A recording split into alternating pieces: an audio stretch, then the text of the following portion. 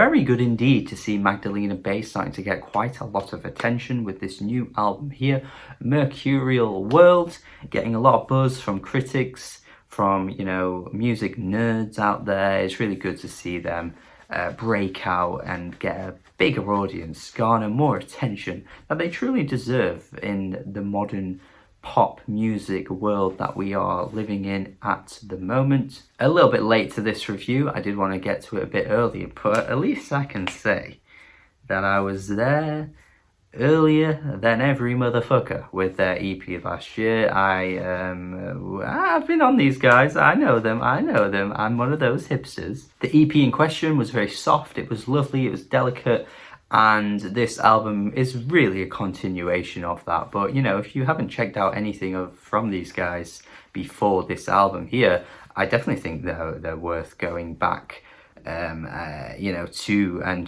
checking out those EPs, because they are certainly worth your time, especially if you're a fan of this album, as am I as well. I think this album once again just demonstrates that these guys know how to do the pop music. They've got it locked in. They are the pop music duo at the moment that are just making tunes that are so catchy and sweet and melodic that it's really hard to shake them away. One of the highlights has got to be the title track though. I think this track has some really seductive vocals coming through. They do sound a bit naughty, but I think this is a really catchy track once again. The way it like builds into that splash of synths sounds fantastic. It's almost like, you know, you're at like a club or something, and then the lasers, you know, like the lasers that kind of like dart around and hit your eyes. I don't think the song is fitting for that setting, but just that moment of the song reminds me of those lasers just kind of darting around and splashing your face. You can tell they're a bit nostalgic for earlier pop music as well. This definitely reminds me of some like early 2000s stuff in places,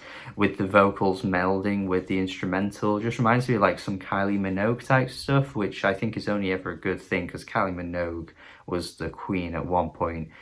She is not from the UK, but the UK love Kylie, and she has some great bops. The great pop songs continue throughout the album, to be fair. I mean, Secrets, I think, is a really good track. I really like the way it keeps looping back to like that main hook as well. It just feels like it still feels like it's relying on that secrets, that part, but I think when it comes back to it, it always just feels like really welcoming for some reason. What surprises me most about this track though is like the G-funk feel to it, with the the melody there. It reminds me of something you'd find on like the San Andreas soundtrack, like, you know, you're cycling through those radio stations when you're driving around, and this intro to this song Secrets would come on. It would definitely fit. But the dude's backing vocals on the chorus are just so cheesy and funny to me, where he's like, now I guess it's on fire, yeah. But the way he says that line, it sounds like he's saying my pussy's on fire, and I just wish it was that was what he said, because I checked the lyrics and it says I guess it's on fire, but I just think it just would be so much better if he just said my pussy's on fire. Like, imagine that. Imagine if that was the line. That'd be so good. I like the rebelliousness feel of the track You Lose. I think this is again another highlight. It reminds me of like some pop punk, like angsty rock music from the 2000s. I don't have a particular reference that I want to make, but it definitely reminds me of something from that era, and I can't imagine it. I can't imagine what it is, but there is something there in that. I can't think what it is. There's a song, but I don't know. There's this morbid vocal approach on this one as well. It really works, shows a bit of like, you know, diversity within the track list, because I do think a lot of the songs settle in a rhythm, and you know, you get similar vocal approaches on many of the tracks. Sometimes you'd hear one song and you'd get a very similar thing on the song that comes right after, and I think this one just breaks it a little bit and just brings out something a bit different. Chaeri is one of the better moments for their soft, cushiony approach that they take, but I think some tracks try doing this again and it just feels a bit repetitive. But this one's a really lovely dream pop track. I mean, you've got Something for Two as well, with a similar sort of feel to it, but obviously the vocals are slightly different. I feel like this one would be something that Carly Rae Jepsen would have a go at. But Dawning of the Season is a track where I feel like what I just said fits the most. I mean, the hook could do with a bit more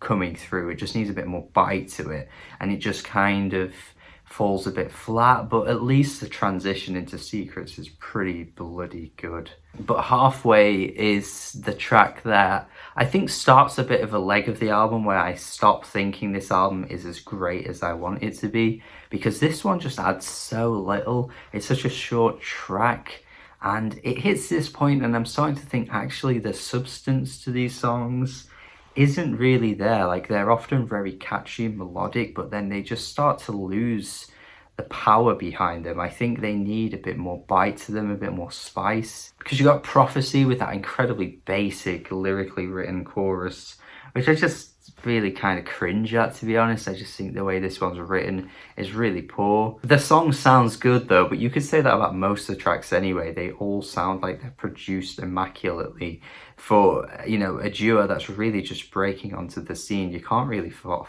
how good the production is. But yeah, Follow the Leader I think is a bit meh as well. It's a shame because, again, it's all in this little section of the album where I just think it starts to lose it a bit. Sounds very robotic, this one. I just don't think the human touch comes through on this track at all in the vocals. And again, they just fall a bit flat.